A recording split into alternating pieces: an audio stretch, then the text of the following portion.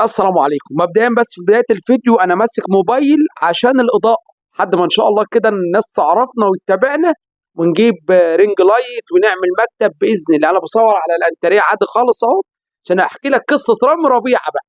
أهم حاجة ادينا لايك محترم كده عشان نجيب إضاءة.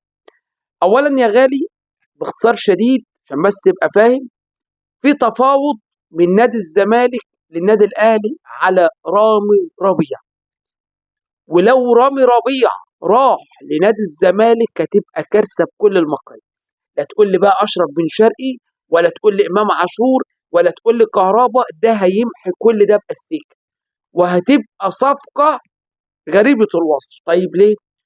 مش معنى رامي ربيعه يعني هو بيقدم ايه مع الاهلي؟ لا بيقدم مع الاهلي وبيقدم وبيقدم وبيقدم كمان. رامي ربيعه مرشح يكون افضل مدافع في مصر. لما افضل مدافع في مصر وافضل نادي في افريقيا كلها يتاخد منه مدافع ويتساب كده بسهوله، لا اعرف ان الصفقه ده تقيله وتقيله جدا كمان. في مفاوضات ان الزمالك عاوز رامي ربيعه، ورامي ربيعه مش هيطلع يلعب بره. ليه؟ لان لاعب بيفهم.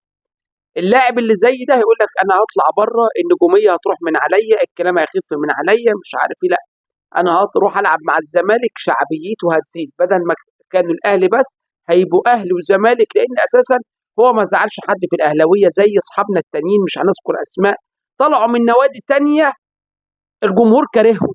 لا ده المره دي بقى رامي ربيعه لو راح للنادي الزمالك هياخد معاه جمهور النادي الاهلي، فبالتالي اصبح جمهور الزمالك هو كمان بقى يحبه نفس مقدار حب جمهور الاهلي ليه.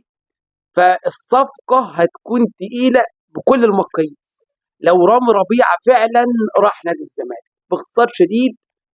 وكمان مش عاوز اقول لك هيزعل ناس كتير، لا هيزعل فعلا ناس كتير، وناس كتير هتزعل ان رامي ربيعه ساب الزمالك ساب النادي الاهلي، لانه قبل ما يكون لاعب كبير فهو اضافه للنادي.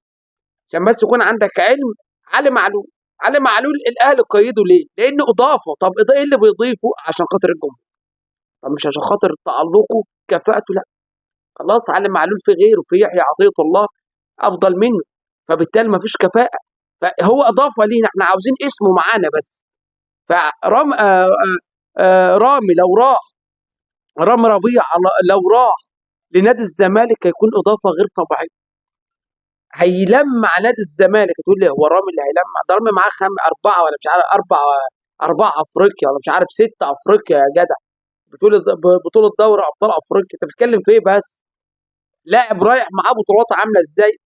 فأنا بقول لك في أنباء بتقول إن رامي ربيعة رايح الزمالك. قول لي بقى رأيك بكل صراحة، توافق نروح الزمالك ولا لا؟ بكل صراحة يعني.